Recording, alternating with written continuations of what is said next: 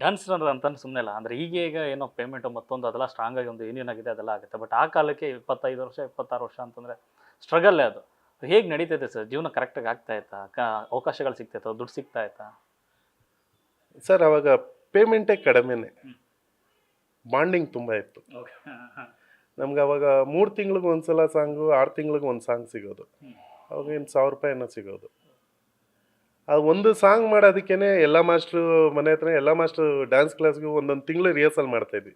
ಒಂದು ಸಾಂಗ್ ಯಾವ್ದಾದ್ರು ಸಿಕ್ಕಿದ್ರೆ ಹೋಗಿ ಮಾಡ್ತಾ ಇದ್ದ, ಅದು ಇನ್ನೊಂದು ಮಾಸ್ಟ್ರು ಮಾಡಿರೋದು ಉಂಟು. ಆ ಟೈಮಲ್ಲೇ ಇದೇ ಹೇಳ್ತೇವೆ, ಬಾಂಡಿಂಗ್ ಚೆನ್ನಾಗಿತ್ತು ಸರ್. ಇವಾಗ ದುಡ್ಡು 1000 ಬಂದ್ರೂ ಬಾಂಡಿಂಗ್ ಇಲ್ಲ.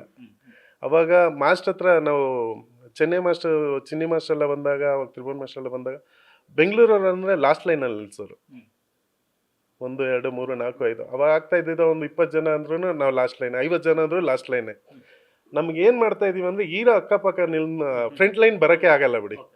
ಹೀರೋ ಸ್ಟ್ರೈಟಾಗಿ ನಿಂತು ಬ್ಯಾಕ್ ಸೈಡಲ್ಲಿ ಒಂದು ಸೆಂಟ್ರ್ ಇರೋದು, ಕ್ಲೋಸ್ ಇಟ್ಟಾಗ ಏನು ಮಾಡ್ತೇವೆ, ಒಂದು ಔಟ್ ಫೋಕಸ್ ಅಲ್ಲಾದ್ರೆ ಇಂದಾಗ 5ನೇ ಲೈನಲ್ಲಿ ಇದ್ರೂ ಗೊತ್ತಾಗ್ತಾ ಇದ್ವಿ. ಆ ಸೆಂಟ್ರ್ ಗ್ಯಾಪಿಗೆ ಫೈಟ್ ಮಾಡ್ತಾ ಇದ್ವಿ 5ನೇ ಲೈನ್ಗೆ.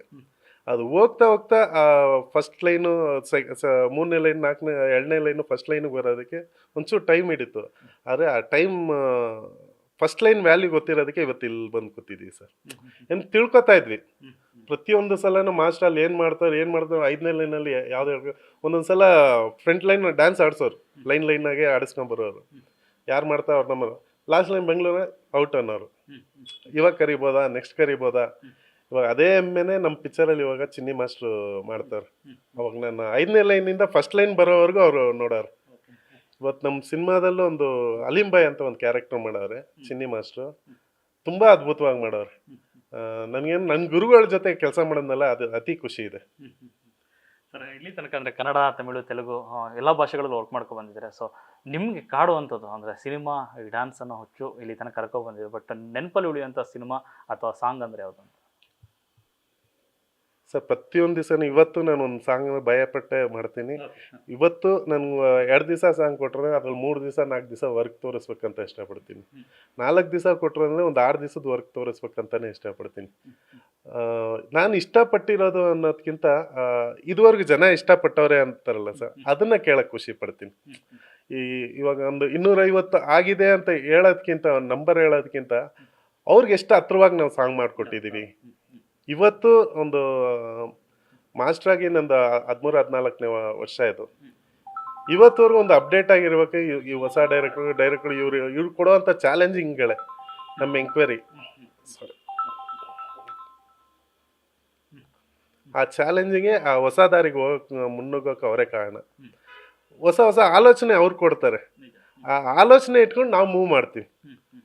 ಆ ಮೂವಿಂಗಲ್ಲಿ ಈ 14 ವರ್ಷ ಇನ್ನೂ ಸಸ್ಟೈನ್ ಆಗ್ತಾ ಇದೀವಲ್ಲ, ಆ ದೇವ್ರಿಗೂ ನಮ್ಮ ಥ್ಯಾಂಕ್ಸ್ ಹೇಳ್ಬೇಕು. ನಂಗೆ ಕೊಡ್ತಾ ಇರೋಂಥ ಡೈರೆಕ್ಟ್ರಿಗೆ, ಪ್ರೊಡ್ಯೂಸರ್ಗೆ, ಅವ್ರಿಗೂ ಥ್ಯಾಂಕ್ಸ್ ಹೇಳ್ಬೇಕು, ಡ್ಯಾನ್ಸರ್ಸ್ಗೆ.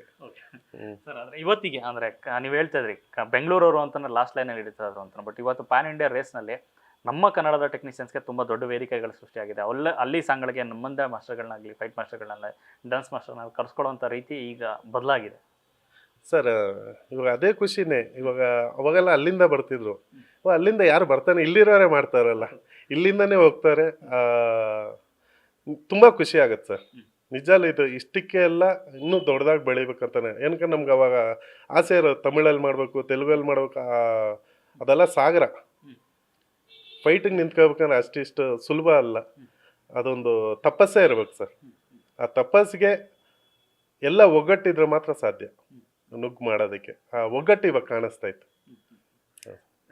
ಇನ್ನು ಕೊನೆಯದಾಗಿ ಚೀತಾ ಯಾವ ಪ್ರೋಸೆಸ್ಸಲ್ಲಿದೆ, ಎಲ್ಲಿ ತನಕ ಶೂಟ್ ಆಗಿದೆ ಮತ್ತು ಎಷ್ಟು ದಿನಗಳು ಬಾಕಿ ಇದೆ ಅಂತ? ಸರ್ ಇವಾಗ 90% ಶೂಟ್ ಆಗಿದೆ ಸರ್. ಇನ್ನೂ ಒಂದು 10% ಮಾತ್ರ ಇರೋದು. ಈ 10% ಇನ್ನೇನು ಬೇಗನೆ ಮುಗೀತದೆ. ಅದಾದಮೇಲೆ ಪೋಸ್ಟ್ ಪ್ರೊಡಕ್ಷನ್ನು, ಆಮೇಲೆ ಇದೆಲ್ಲ ಮುಗಿಸಿ ಈ ವರ್ಷದೊಳಗೇನೆ ಬರುತ್ತೆ ಸರ್.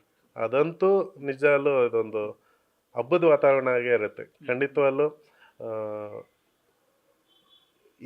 ನಾನು ಒಂದು ಮಾತು ಮಾತ್ರ ಹೇಳೋಕ್ಕೆ ಇಷ್ಟಪಡ್ತೀನಿ ಸರ್. ಇದು ಅಟ್ ಪ್ರೆಸೆಂಟ್ ನಡೀತಾ ಇರೋವಂಥ ವಿಷಯಗಳು, ನಮ್ಮ ಕಣ್ಮುಂದೆ ನೋಡಿರೋವಂಥ ವಿಷಯಗಳು ಇರೋದ್ರಿಂದ ಖಂಡಿತ ಯಾವುದೇ ರೀತಿಗೂ, ಯಾವುದೇ ಲ್ಯಾಂಗ್ವೇಜ್ಗೂ, ಯಾವುದೇ ಇದಕ್ಕೂ ಕಡಿಮೆ ಇಲ್ಲದೆ ಬಡ್ಜೆಟಲ್ಲಾಗಿರ್ಬೋದು, ಕ್ವಾಲಿಟಿ ಆಗಿರ್ಬೋದು, ಆರ್ಟಿಸ್ಟ್ಗಳಾಗಿರ್ಬೋದು, ಎಲ್ಲನೂ ಈ ಸಿನಿಮಾದಲ್ಲಿ ಫುಲ್ ಆ್ಯಂಡ್ ಫುಲ್ ಪ್ಯಾಕೇಜ್ ಆಗಿದೆ ಸರ್. ನೀವೊಂದು ಫ್ಯಾಮಿಲಿ ಸಮೇತ ಬಂದು ಕೂತ್ ನೋಡೋ ಅಂಥ ಮೂವಿ ಅಂತೂ ಇದು ಪ್ರಾಮಿಸಿಂಗ್ ಆಗಿರುತ್ತೆ. ಸರ್ ಇನ್ನು ಸಿನಿಮಾದ ತಾರಾಗಣ ಅಂತ ಬರೋದಾದ್ರೆ ತುಂಬ ದೊಡ್ಡ ಲಿಸ್ಟೇ ಇದೆ ಆ್ಯಕ್ಚುಲಾಗಿ. ಈಗ ಮೇಘನ ಆಗಿರ್ಬೋದು ಅಥವಾ ಶ್ರುತಿ ಹರಿಹರನ್ ಆಗಲಿ, ಸೊ ಯಾರೆಲ್ಲ ಇರ್ತಾರೆ ಸರ್ ತಾರಾಗಣದಲ್ಲಿ? ಸರ್ ಫಸ್ಟ್ ಟೈಮ್ ಬಂದ್ಬಿಟ್ಟು ನಮ್ಮ ಸುನೀಲ್ ಸರ್ ತೆಲುಗು ಆರ್ಟಿಸ್ಟು ಮಾಡವ್ರೆ. ಅವರು ನಮ್ಮ ದೊಡ್ಡ ಪಾತ್ರದಲ್ಲೇ ಮಾಡವ್ರೆ. ನಮ್ಮ ಶ್ರುತಿ ಹರಿಹರನ್ ಮೇಡಮ್ಮು, ಆಮೇಲೆ ಪುನೀತ್ ಅಂತ ಶಂಭು ಶಿವಶಂಕರ ಹೀರೋ, ಈ ಪಿಕ್ಚರಲ್ಲಿ ಫಸ್ಟ್ ಟೈಮ್ ವಿಲ್ಲನಾಗಿ ಮಾಡ್ತಾರೆ.